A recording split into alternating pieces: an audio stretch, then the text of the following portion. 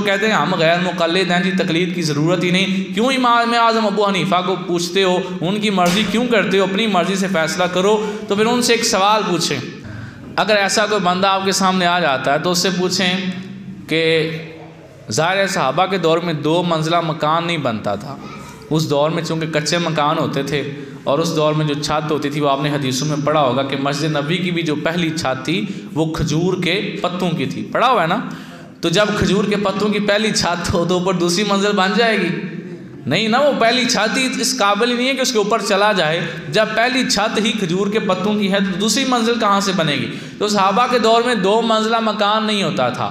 آج چونکہ 2 منزلہ 3 منزلہ 30-40 منزلہ مکانات بنتے ہیں، تو یورپ کے اندر ایک مسئلہ اکثر پیش آتا ہے، اور یہاں بھی وہ آ سکتا ہے، اس میں کوئی ایسا مسئلہ نہیں ہے۔ یورپ کے اندر اکثر ایسا ہوتا ہے کیونکہ وہاں پہ جو مسلمان یہاں سے جاتے ہیں وہ وہاں پہ ایک جگہ کرائے پہ لیتے ہیں، اس جگہ کو وہ مسجد بنا لیتے ہیں کرائے پہ لے کر، وہاں پہ وہ نماز پڑھتے ہیں۔ اب وہ جگہ جو انہوں نے کرائے پہ لی ہے وہ پہلی منزل بھی ہو سکتی ہے اور وہ 6ویں 7ویں بھی ہو سکتی ہے۔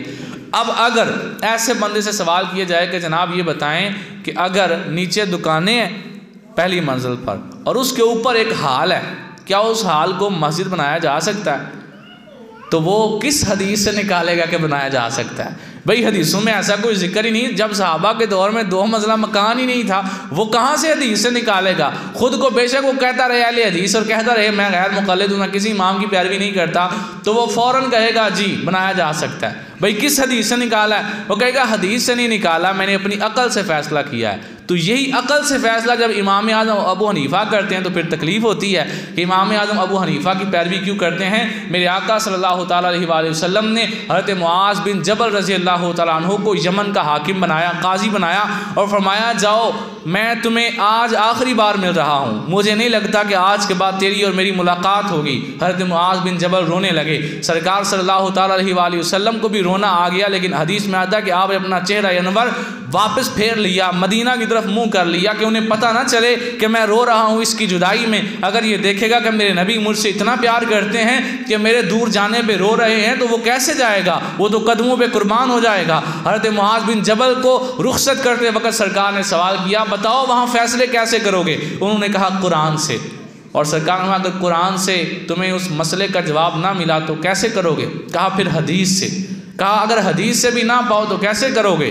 حضرت معاذ بن جبل سرکار کے سامنے کھڑے تھے، کہتے ہیں حضور اگر قرآن میں بھی نہ ملا، حدیث میں بھی نہ ملا تو میں اپنی عقل سے فیصلہ کروں گا۔ اب سرکار کے سامنے کھڑا بندہ کہہ رہا ہے حضور میں نہ لبا تھے میں عقل نہ فیصلہ کر لیا تھا۔ سرکار اس کو یہ نہیں کہتے ہوئے تو کون ہوتا ہے عقل سے فیصلہ کرنے والا، میں نہیں موجود، تو مجھے خط لکھنا میں تجھے بتاؤں گا اس کا جواب کیا ہے۔ میرے آقا صلی اللہ علیہ وآلہ وسلم حدیث پاک میں آتا ہے ان کی یہ بات سن کر اتنے مسکرائے کہ آپ صلی اللہ علیہ وسلم پہلے ان کی جدائی میں رو رہے تھے، جب انہوں نے کہا حضور قرآن سے نہ ملا، حدیث سے نہ ملا، اپنی عقل سے فیصلہ کروں گا، میرے آقا علیہ السلام کے مبارک چہرے پہ مسکراہٹ آ گئی، خوش ہو گئے کہ میں نے اس کی تربیت کی ہے تو یہ جا کے فیصلے کر لے گا۔ ان کا یہ جملہ سن کر کہ میں اپنی عقل سے فیصلہ کروں گا، تو یہی فیصلہ جب صحابی کے سامنے، جب سرکار کے سامنے ایک صحابی نے کہہ دیا حضور میں عقل سے فیصلہ کروں گا، تو حضور اس پر جو ہے وہ غصے نہیں ہوئے کہ میرے ہوتے ہوئے تو کون ہوتا ہے عقل لڑانے والا۔ سرکار علیہ السلام نے قیامت تک کے لیے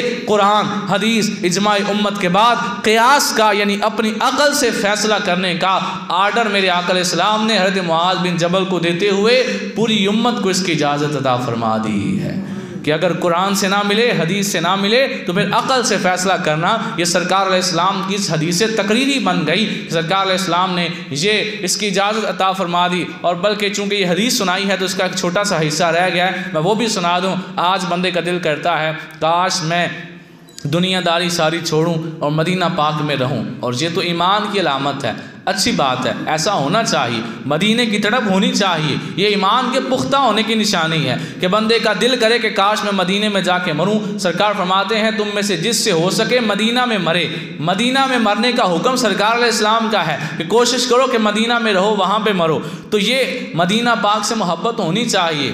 لیکن وہ صحابی جن کا میں ابھی ذکر کر رہا تھا، جب سرکار علیہ السلام نے انہیں دور بھیجنا چاہا اور ان کو رونا آ گیا تو سرکار صلی اللہ تعالیٰ علیہ وآلہ وسلم نے فرمایا پریشان نہ ہو، جو بھی جہاں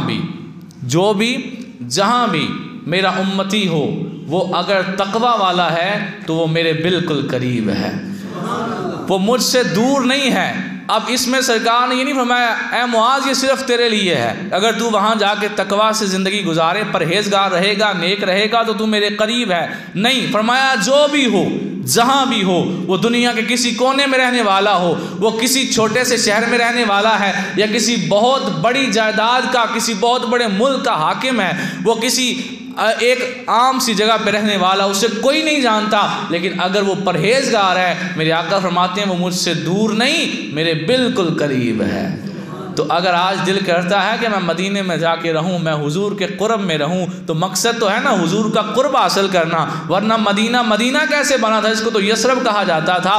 یثرب کا مطلب ہوتا ہے بیماریوں کا گھر۔ اب علماء کہتے ہیں جس نے یثرب کہا اسے چاہیے کہ 10 بار اب مدینہ کہہ کے بلائے، یعنی اتنی شان بن گئی کہ جس کا نام یثرب تھا اب اسے یثرب کہنا بھی جائز نہیں رہا۔ شان کیوں ہے؟ سرکار کے قرب کی وجہ سے۔ تو اگر چاہتے ہو سرکار کا قرب حاصل ہو جائے تو جہاں بھی رہتے ہو پرہیزگار بن جاؤ۔ میرے آقا فرماتے ہیں تم جس جگہ بھی رہو گے پرہیزگار بن جاؤ گے، سمجھو میں تمہارے پاس رہ رہا ہوں، سمجھو میں تمہارے بالکل قریب ہوں۔ تو یہ سرکار کی قربت کا بھی ایک طریقہ آپ کو مل گیا۔ اب آخر